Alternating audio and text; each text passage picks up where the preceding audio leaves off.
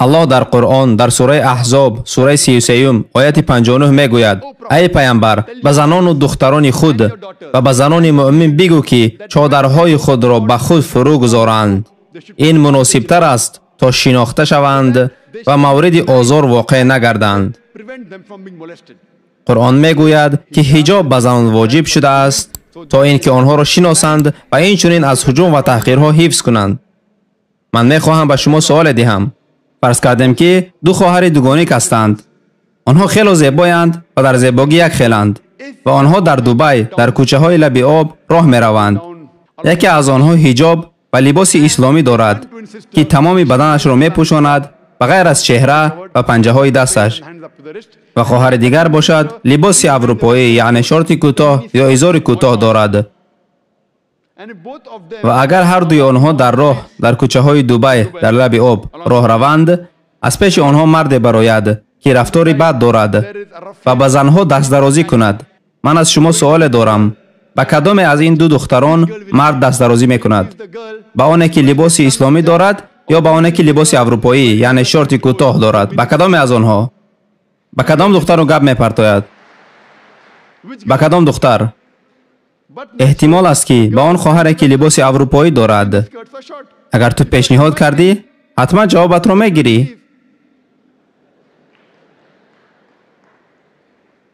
قرآن واقعا میگوید که حجاب بر زنان واجب است بهر حمایه آنها از تحقیرها و دست درازی ها، و بعد از این هر نفری که دست به تجاوز بزند پس از روی معیار شریعت به او حکم قتل داده می شود. بسیاری از نامسلمان ها با تعجب میگویند: حکم قتل در عصر 21؟ اسلام دین وحشانیت است، در شریعت مهربانی وجود ندارد. اما وقتی من این سوال را می دهم و من این سوال را از هزارها نامسلمانان پرسیدم که خدای نکرده نفر مادر شما را یا خواهر شما را تجاوز کند و شما قاضی باشید و تجاوزکار را به نزد شما بیارند، شما به او چی حکم می دهید؟ باورم کنید همه آنها 100% گفتند که او را حکم قتل می دهیم. بعضی ها زیادتر رفتند و گفتند او را تا مردنش شکنجه می کنیم. پس اگر نفر با مادر، خواهر یا همسر شما چنین بکند، شما به او حکم قتل می دادید. لیکن وقتی که این با مادر یا خواهر دیگر کسی رخ دهد، چنین حکم وحشیانه می شود. چرا درویگی می کنید؟ چرا؟ و می دانید امریکا، ایمیا که یکی از دولت‌های ترقی کرده در جهان می باشد، آیا می دانید که یکی از بلندترین سطح تجاوز را در جهان دارد؟ دولتی که از بلندترین سطح تجاوز را در جهان دارد این ایمیا می باشد. از روی آمار FBI در سال 1990 هر روز 1756 جنایت تجاوز به ناموس رخ می دهد و طبق آمار وزارت عدلیه در سال 1996 هر روز 2713 جنایت تجاوز به ناموس رخ می دهد.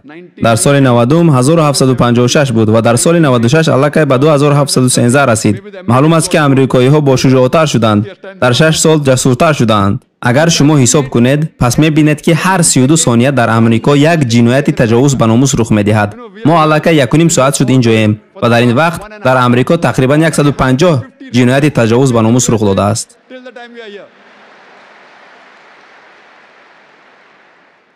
من به شما سوال می دهم: اگر احکام شریعت را جاری کنند که مطابق آن هر مرد هنگام دیدن زن باید نگاهش را پایان کند، زن باشد لباس بپوشد که تمام بدنش را بپوشاند بغیر از روی و پنجه های دست، و بعد از این اگر به جنایتکار تجاوز به ناموس حکم قتل برآورده شود، من به شما سوال می دهم: عدد جنایت های تجاوز به ناموس می افزاید، یک خیل می ماند یا کم می شود؟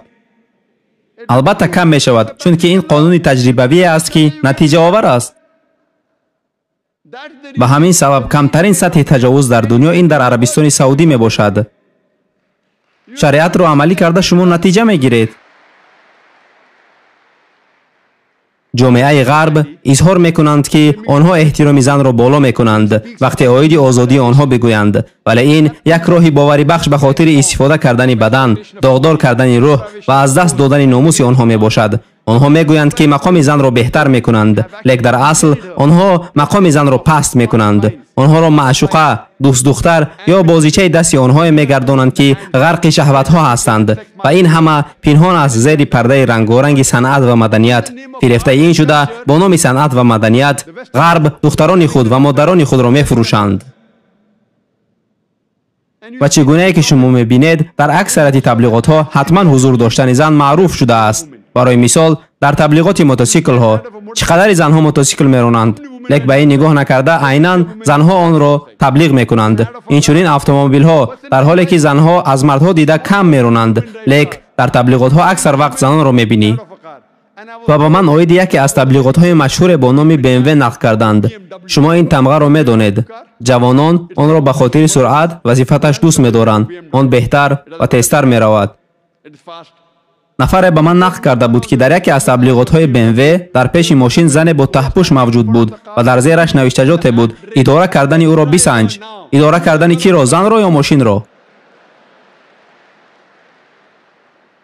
زیر شعار آزادی زنان آنها دختران خود را می‌فروشند، مادران خود را می‌فروشند. ما دختران خود را دوست می‌داریم، ما مادران خود را دوست می‌داریم، ما زن‌های خود را دوست می‌داریم. اگر حجاب این ظلم باشد ولی زن را حمایت کند، ما این ظلم را دوست می‌داریم. پس ما چنین ظلم و چنین حمایت را دوست می‌داریم. اگر این آزادی شما با نام آزادی زنان فروختن بدن و فروختن خود باشد، پس ما با دین خود خیلی شدیم. در اصل اسلام به زن حجاب را وادار ساخت تا او را بلند مقام و حمایت بکند. و امروز ها ما می‌بینیم که تمدن غرب عیناً همان چیزی که تمدن‌های قدیم، تمدن یونان و تمدن روم می‌کردند، اجرا کرده ایستادند. زنها را استفاده می‌برند زیر شعار مدنیت، آزادی، صنعت، مد و غیره. چیکار کرده ایستادند؟ به عصرهای قدیم برمیگردند. هفتم سوال وسعت یافته و یا هفتم نقطه نظر که از جانب نامسلمانان نادرست تصور شده است، چنین سوال است که چرا اسلام زنان را ظلم میکند، مجبور میکند آنها را تا که سرهایشان را پوشانند؟ چرا اسلام زنان را ظلم میکند، مجبور میکند که آنها حجاب کنند؟ پیش از آنی که محاکمه رانی سبب‌های حجاب کردن را آغاز نمایم، اجازه دهید تا وضعیت زن را در تمدن‌های قدیم تحلیل کنیم. وقتی که ما تاریخ تمدن بابلی را می‌خوانیم، ما می‌بینیم که با زنها چگونه مناسبت بد داشتند. اگر نفر آدمکشی می‌کرد، پس برای او جزا زنش را می‌کشتند. آنها چنین قانون داشتند. اگر به تاریخ تمدن یونانی قدیم که همچون یکی از تمدن‌های بزرگ معروف است نظر کنیم، می‌بینیم که آنها به زن خیالی با نام پاندورا باور داشتند که گویا با سبب آن در جهان تمام بدبختی‌ها پیدا شده است. در آن تمدن بزرگ یونان قدیم زن همچون اشیا برای کیف و صفا و حلاوت بود. در بین آنها فاحشگی بسیار وسعت یافته بود. وقتی تاریخ تمدن رومی‌ها را خوانیم، حتی در تمدن رومی ها نیز به زن پست می نگریستند. بد اخلاقی و فاسقی در جمعیت بسیار پهن شده بود. وقتی تاریخ تمدن مصری را می خوانیم، زن همچون بدی حسابیده می شد و او را اسباب شیطان می نامیدند. وقتی به تاریخ تمدن عرب ها قبل از نازل شدن قرآن نگریم، ما می بینیم که عرب ها دختران نوزاد خود را زنده به گور می کردند. الحمدلله و باز هم الحمدلله که این تجربه بیرحمانه بعد از نازل شدن قرآن خاتمه یافت، با وجود اینکه وضعیت در دیگر دولت ها عوض نشده بود. اسلام الحمدلله که زن را با قدر کرد.